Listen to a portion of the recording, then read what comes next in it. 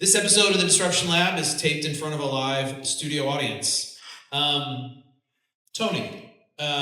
there's a chemical in this building right now that most people have never really thought about. It's keeping the air conditioning running, keeping the refrigerator cold in the back. It keeps medicine viable, and the world just agreed to stop using it. So what happens now? Wow. Well, first of all, you're talking about a refrigerant, and this particular refrigerant, I don't know which one because I don't know the systems that you have, but in all likelihood, if you have to upgrade or replace your system, a technician will come out here and vent it into the atmosphere, which that refrigerant has probably a global CO2 equivalent of several thousand times CO2. And only about 3% of refrigerants are actually reclaimed or repurposed. And so it does it overall across all elements of the supply chain where refrigerants are used.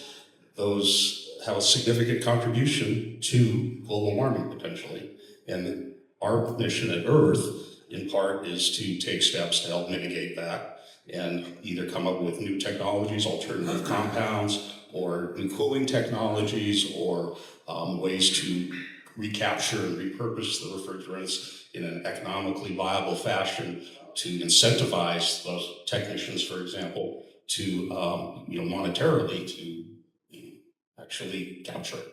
And so, just to add to that, we also 90% of the refrigerants in every system, whether that's through a supply chain, reefer car in a truck, or a commercial building or a residential building, 90% of refrigerants leak into the atmosphere.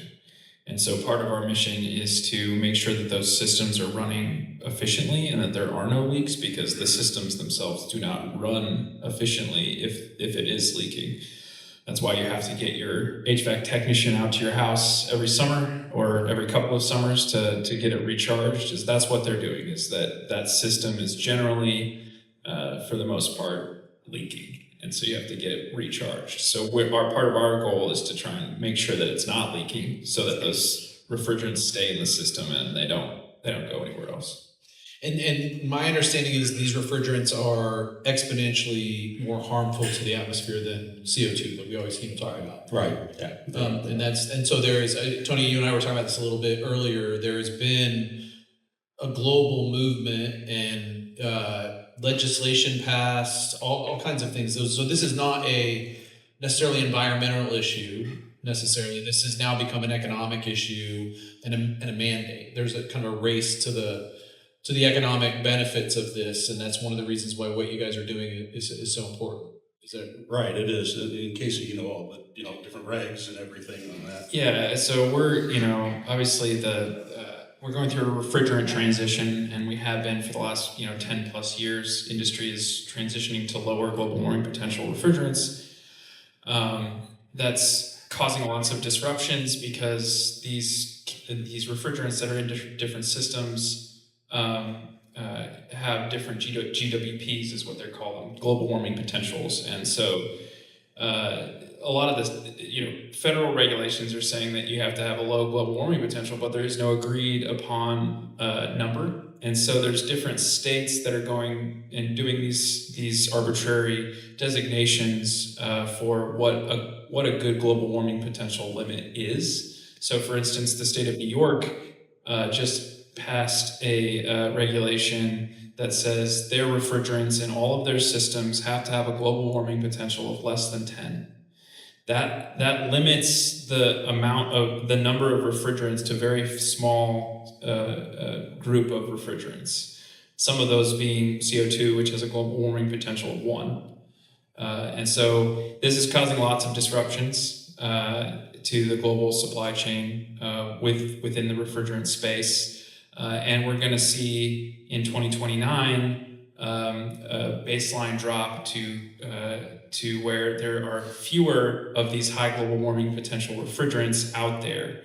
And so what that's going to do to the supply is that it's going to increase price to some of the refrigerants that are out there, and it's going to come down to it's going to eventually see the customer, whether that's at the grocery store, whether that's at your house. Your car. Refrigerants are in everything.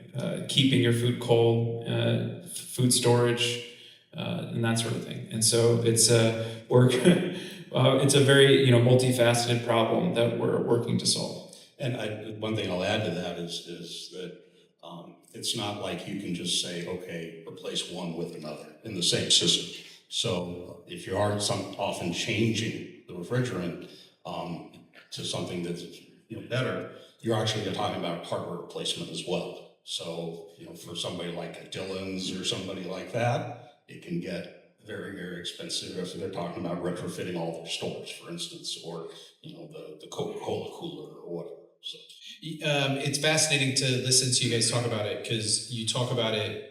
If you didn't know any better, you guys talk about it like you're a company, like you're a business selling this and talking about the opportunity from that perspective and what that transition is going to look like. But you guys actually work in a research capacity, or work with a research consortium. So EARTH is the organization. It's an acronym. Casey, I see your sport colors tonight, which I appreciate. Rock chalk. But KU isn't the only, this isn't a KU research issue. There's a consortium. So tell us a little bit about what is EARTH, and what's the consortium, and how did that come about? So our director actually used to work at Chemours, which was DuPont, and he actually invented many of the refrigerants that are used in supermarkets, for instance, or coolers. He joined KU about 10 years ago or so as a faculty member, and based on his experience and background and everything, he then put in for a National Science Foundation Engineering Research Center, which is a flagship program of the National Science Foundation that basically is a consortium of academic institutions that we pulled together to focus on this area. University of Kansas is the lead, but it includes Notre Dame, Maryland, University of Hawaii, Lehigh University, South Dakota as well. And then part of the program, because technology translation is such a key element, it's not just about, doing science in a lab. It's about taking those discoveries into the marketplace for an impact. It's also an industry consortium. And so that's a big component of what we do. And Casey's our industry liaison officer, and you can speak more to that. Yeah, so we have 3 different thrust areas. So one of the thrust areas is really designing this circular refrigerant economy, where we're repurposing these refrigerants because of how valuable they will become and are already becoming. We have another thrust that's on novel and safe refrigerants, figuring out what is this next batch of refrigerants going to look like. And so we have a team at Notre Dame that's doing molecular modeling using AI to really discover, based on the physical properties, like what is this next refrigerant going to look like. And then we also have a thrust that's on energy efficient systems, really designing new dehumidification materials that can go within different settings that have HVAC and refrigeration, and really take the water out of the air, because about a third of the energy that's used to cool down a home is used just to get the water out of the air. So there's a slew of projects. We have 11 different projects that are, spanning from time horizons to 5 to 10 years to a couple of years. And we're really trying to bring some of these technologies to the market so that it can be disruptive, so that it can be safe and environmentally conscious, all these sort of sustainability focused, but yet innovative ideas. And we're also looking at things that are beyond, that don't even involve refrigerants. So these are solid state cooling technologies, or electrochemical cooling technologies. Just like your laptop gets warm when you're using it, you can kind of almost reverse the process, and there's technologies potentially where you could use similar kind of, think battery-ish, but actually for cooling or heating purposes as well. And then in terms of scale, we're currently about 70 graduate students right now working across the institutions, about 50 plus faculty members, and then we have also undergraduates and postdocs involved. And you guys might remember we had Kaylin Baca here talking about her company, and Icorium, yeah, Icorium. they're one of our industry members. A couple of years ago, she was one of our finalists for one of the awards here at Keystone Awards, and so that was how we first got introduced to the concept of what you guys were working on over there. And what was fascinating to learn, it's the scale, the scope is so much bigger than that.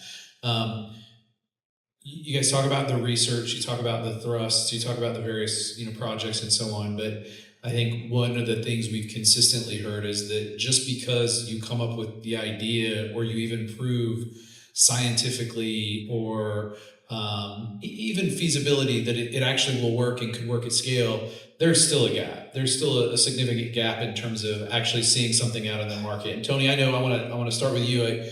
You spent over 20 years, whether it's corporations, startups, Ohio State check transfer, on this gap and working in this gap. Why is it hard? Why does it still exist? Well, I mean, why is it hard? I mean, there's entrepreneurs in the room, right? You guys know what's hard, right? Well, it's actually not hard, right? You always hear the story that it's like, well, an inventor makes a discovery, and then there's a patent, and then it goes out to a startup, and it goes to the marketplace, and oh well, that's it, right? Well, the reality of the matter is that's not the case. And I think the three takeaways, or the three things to keep in mind is that first off, it's iterative. So that's what makes it more complex. It's not the small, the simple flow. The other thing is that as part of that is it's not necessarily about just that initial discovery. It's about a chain of addressing uncertainty. And I use the word uncertainty very specifically because it depends on who's talking at the time by what they mean. To an investor, uncertainty is, let's get the risk out of it, right? To an inventor or a scientist, it's like the uncertainty is my hypothesis about the way the world works. Is that, that's the uncertainty. So there's that complexity. The other thing is it will always be about a product and a market. And often when you're talking about technology out of a university, it's easy to get lost just in the technology. And quite honestly, universities aren't real good with value propositions, product definitions, markets. That's where entrepreneurs, that's where businesses really can step in. And then the third piece is really it takes a team. It takes a village, it's a team, multiple people need to be involved. Even if you're a solo founder, you need to have a team behind you somewhere. Nowadays, sometimes it's AI, that's great, but you need that team. The Engineering Research Center, that concept of consortium, academic, business, etc., are pulled together to try to address those three particular issues with regard to helping make it a little easier, because those are all very complicated problems, and they are very specific to the particular instance of what you're trying to address. We see we're just having this conversation earlier this evening. We see a lot of entrepreneurs with AI being what it is right now in the marketplace around startups. We see a lot of startups founders that are enamored with the solution and they forget the value creation. They forget that they actually have to someone else has to see value in what they're actually delivering on, and that they have to be solving a true problem in that sense. Casey, I want to. You're relatively new to this space, so being in that kind of industry university kind of liaison role. What did you expect, and what has surprised you about this space? Are you sorry that you answered me when I said, are you interested in the position? So I would say I'm not so entirely surprised about the different cultures of academia and industry, because I've worked in industry and consulting and stuff, and so I definitely wasn't as surprised about just the pace of change and that sort of thing. I think one thing that I would say that if I were to be speaking to a room of entrepreneurs and industry, which I am right now, I would say there's a lot of untapped potential in university settings that I think is underutilized. There are programs that are like what we're doing that are trying to utilize that talent. But I think, even in general, speaking entrepreneurial, if you want someone to do an analysis, or if you want someone to do an experiment or a test that really validates whatever product you're trying to bring to the market, university settings are the place to do it because it's low cost. You get the best people doing it, and you can establish that relationship with people that are in university settings that could be something that is the game changer for you and your business. So I think that would be the one thing I would say. We like to say that, universities are known to be hubs of innovation, right? Of innovative thinking, critical thought, those types of things. And there's always been this debate about why is that. You can make the political arguments about political ideologies and things along, progressivism and those types of things. Or you can just look at the facts of every year there's a force function of, a third or, a quarter of the population leaves and a whole new population shows up. It's a force function of changed of thinking and progressive thinking just in that you have new people around all the time in academia. And I've always, I think we undervalue that dynamic in a university setting of there's always a fresh thought because there's always a new face. New people. Yeah. Tony, you have a framework that you've talked about, and I think it seems like it's a merging of some frameworks that maybe some folks are familiar with previously. Blue sky, blue ocean, deep tech, I think, right? Walk me through something real from Earth that kind of follows that framework and give us some sense of what that means and how it would function. Oh, okay. Wow. Let's see. So blue sky. Blue skies, we're talking about technology. So I mentioned, for instance, the non-refrigerant cooling units. Those are that's very the technology, the discovery, that's that kind of thing. Blue ocean, for those who are familiar with, is really about markets. And that's, you contrast those with what are, the red ocean, where people are like running around competing with each other as blood in the water, right? Whereas potentially blue sky technologies can turn into blue ocean opportunities for investors or startups, et cetera, that could open up new markets, completely different dynamics. And then what was the last one you mentioned? Deep tech. Oh, deep tech. Oh boy, that's more along the blue sky part of it. That's where it's technology. Quantum computing is an example of deep tech. And it's just like really on the cutting edge. And all three of those are different. So. Casey, it's what you guys do as a research consortium is somewhat different within industry's involvement, the way NSF has set these up. In the industries at the table, actually, during that process, or even funding some of that process, and that's by design.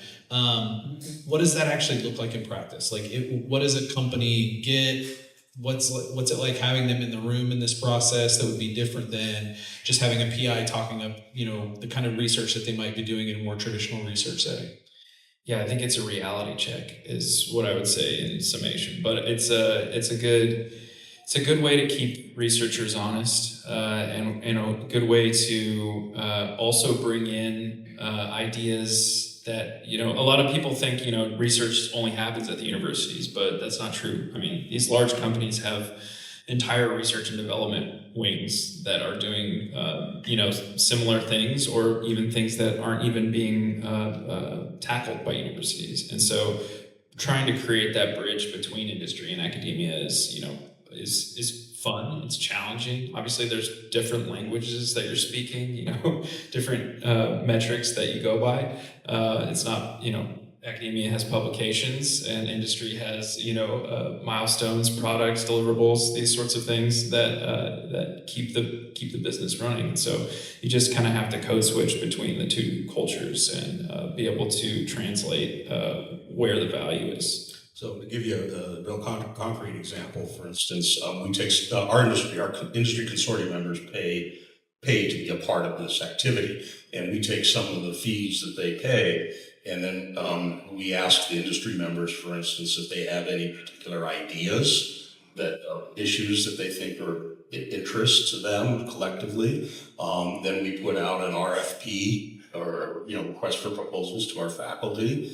they submit proposals. We give them to the industry people to review, and then those comments go into then the decision as to how we then fund some of those research projects, and we call them seed proposals, just simply because it's not necessarily we're not talking hundreds of thousands of dollars, but enough to generate some data that then they can use to go out to another funding source, potentially say the federal government or elsewhere, to then get follow-on funding that then can grow those ideas where they're appropriate. But getting that effectively market validation or market input is critical to how things, how we interact between the two.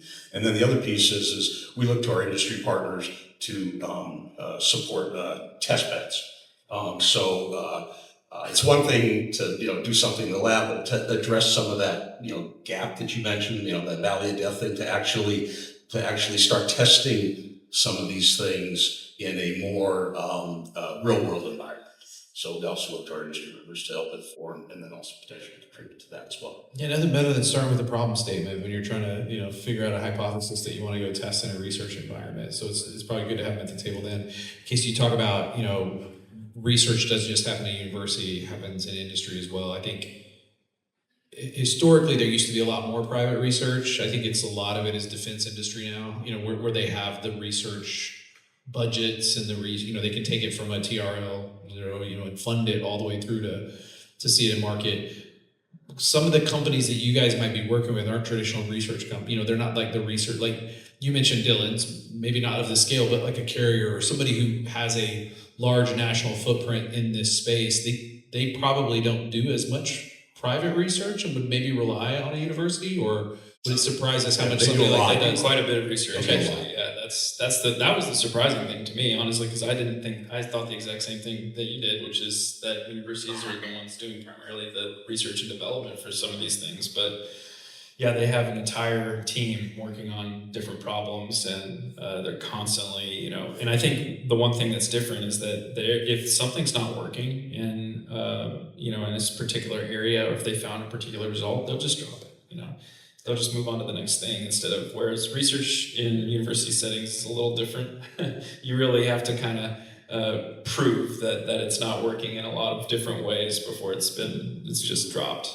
If you want an education on how much research goes into things, do a little homework on, let's say, Procter and Gamble. Oh yeah, and the amount of stuff, and I don't mean just, let's say, how should I say, new food additives or dyes. I mean actual research into packaging and stuff. I don't know. Some of the folks here probably know the shape of the Pringles chip was designed by a supercomputer.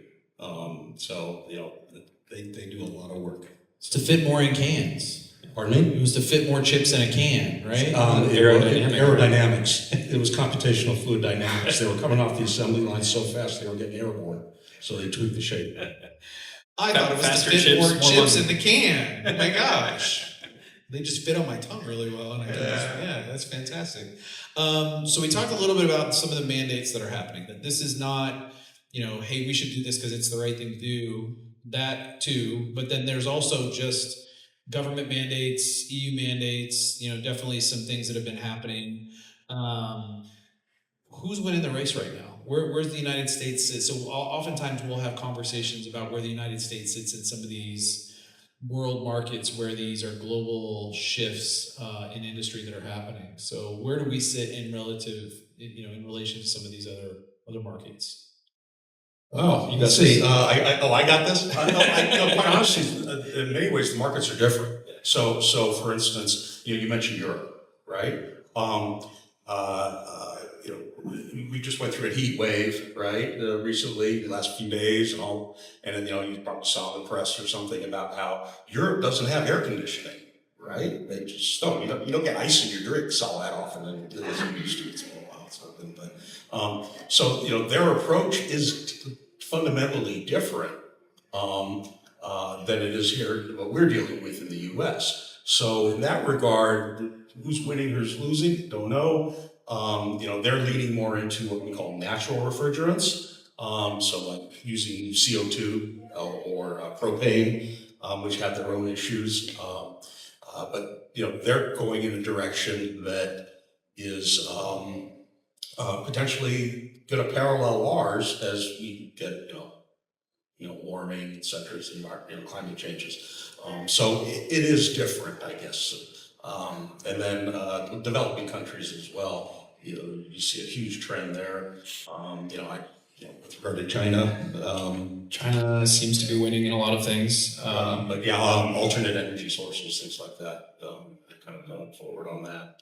But from an industry perspective, in terms of who's kind of out in front from an industry perspective, do you see any huge market shakers or market movers?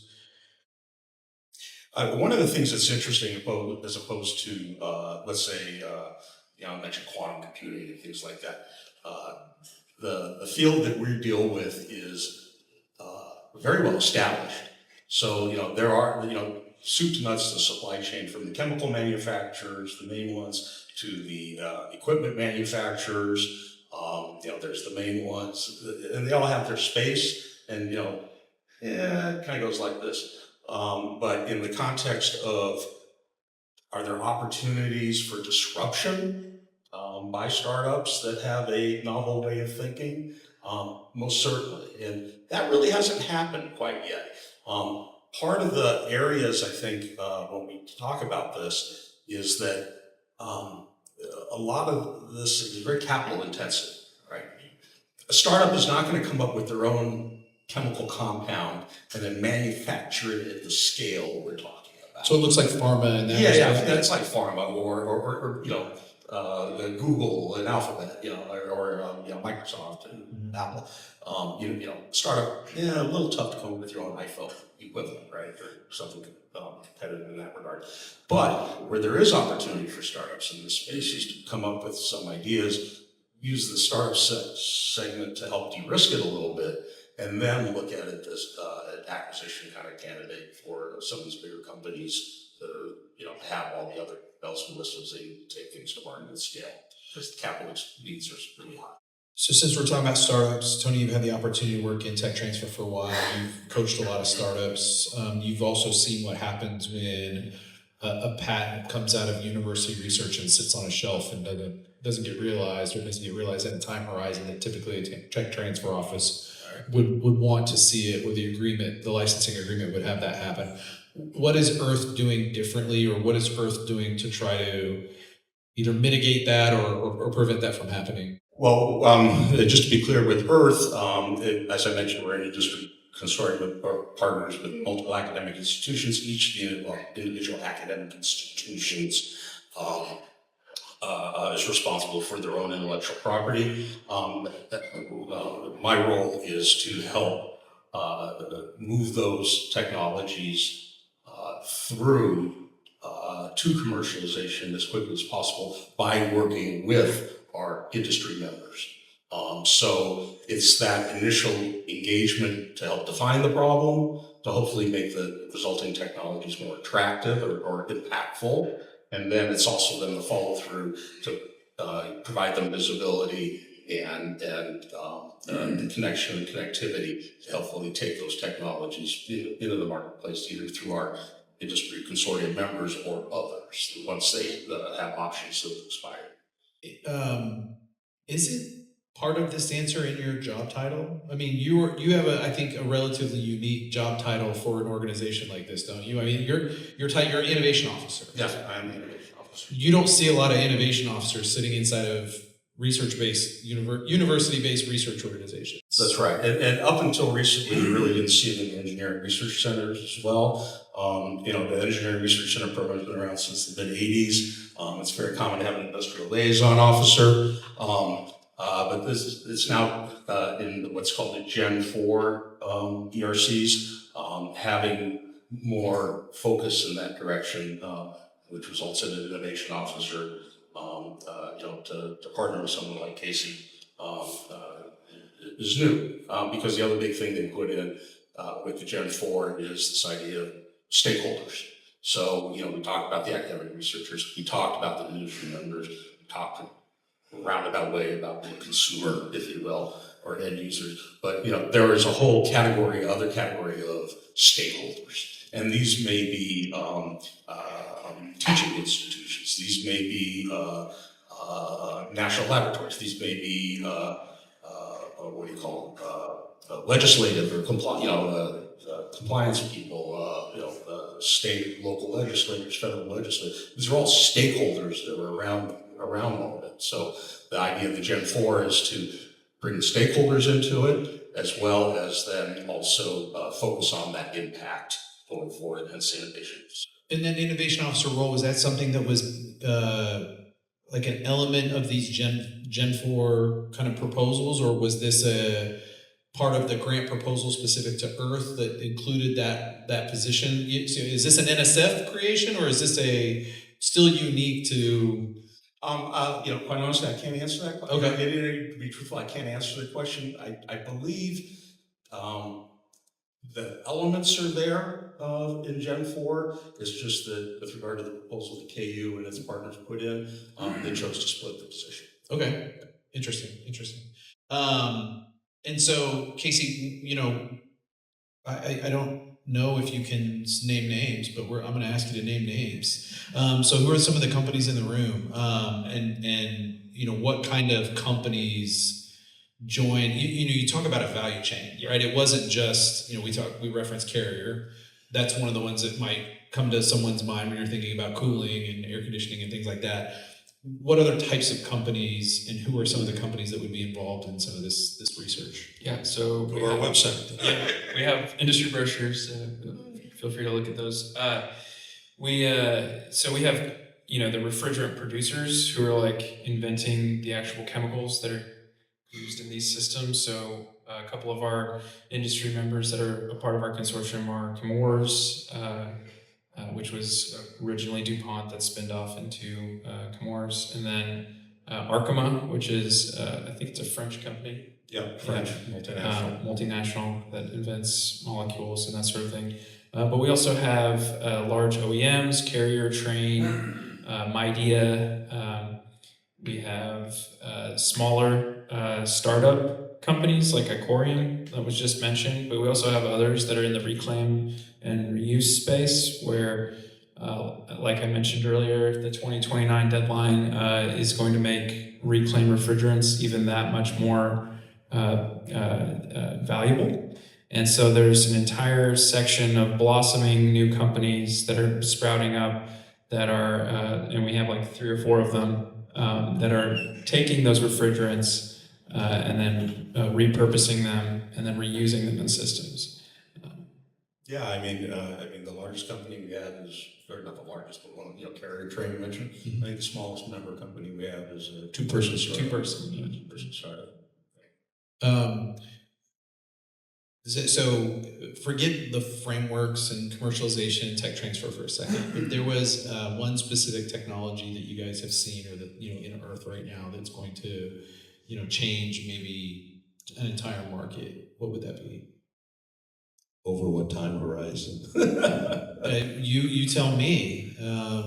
Is there 2 answers then? Is there one that's more near term that you think could be disruptive in an earlier state, and then long term, what changes for? Maybe we can both give our answers.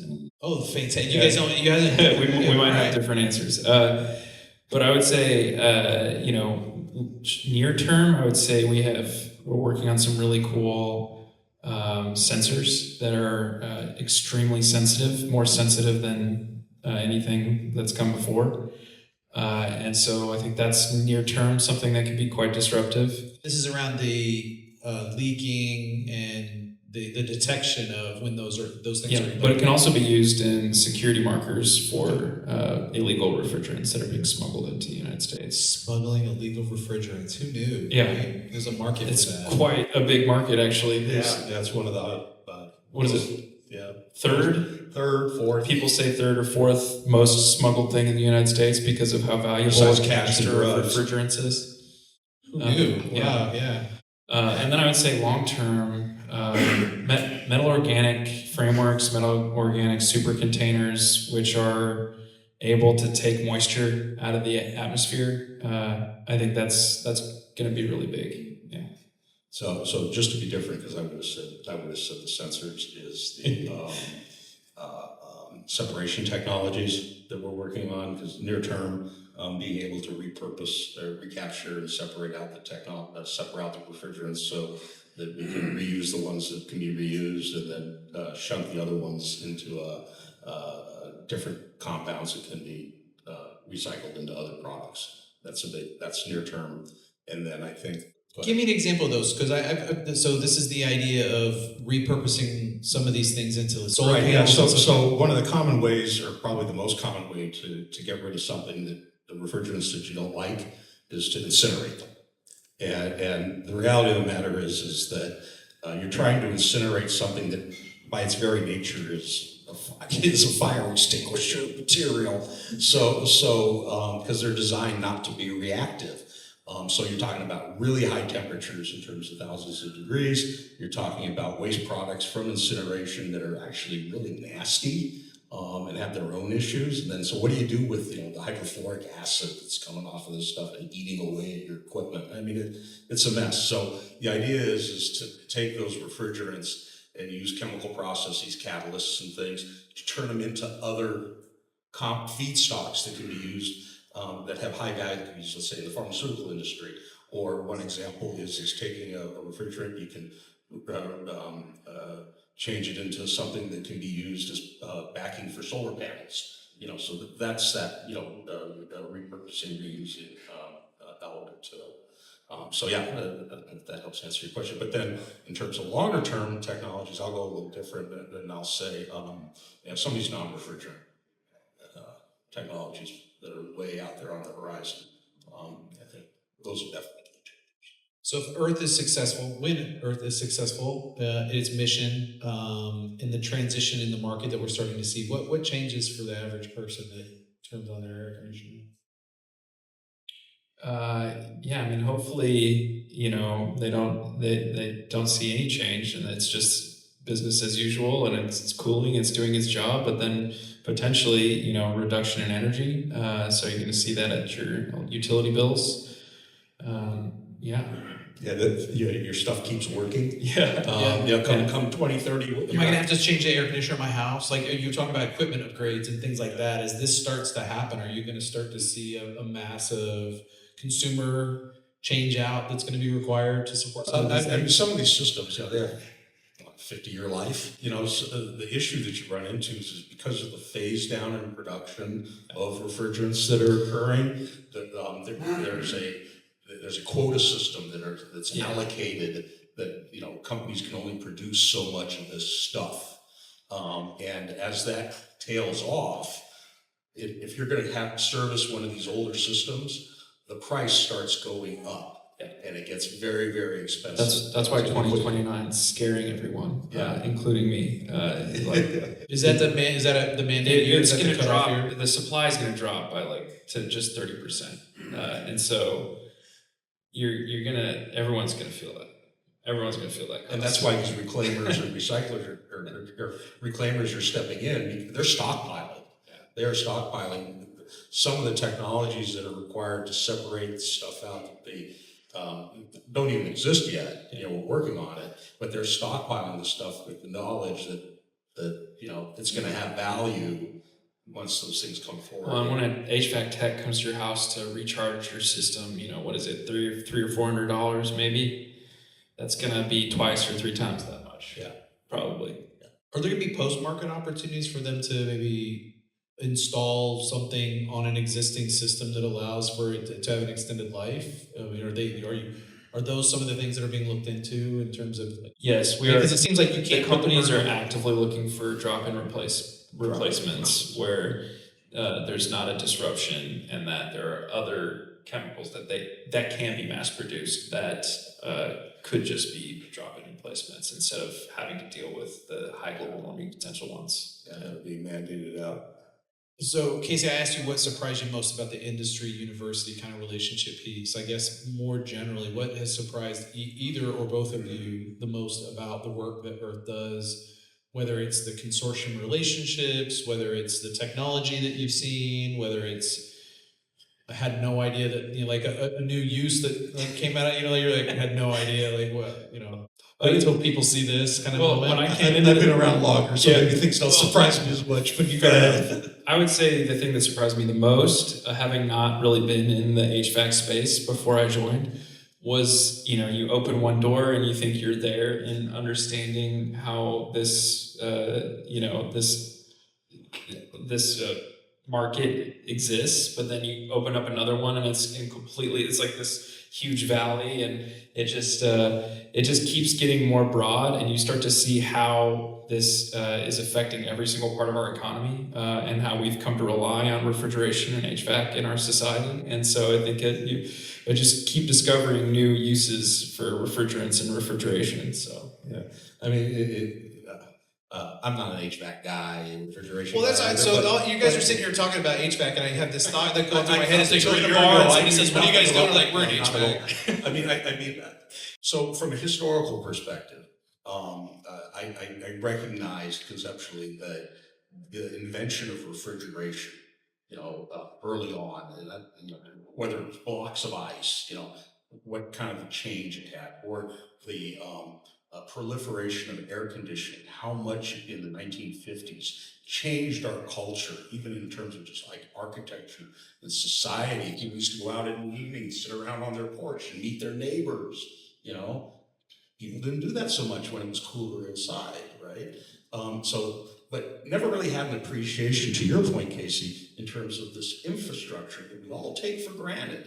Whether it's getting the veggies in the supermarket, fresh from Mexico, whether it's, getting in the car, turning it on, and hey, it's cool. You just kind of assume this is all there, but there's this huge infrastructure underneath. And they're all different. That's the Yeah. thing that's crazy, is that they're all different refrigerants that are being used in different applications. So it's not like a one-size-fits-all solution. Yeah, that's it. It's very, very bulky. I remember when I first heard about this, I thought, okay, that seems like such a small fringe kind of Yeah, opportunity. very niche-y. Yeah. And then you think about, you just look up here, Hospital Hill, and, keeping medicine viable. Yeah.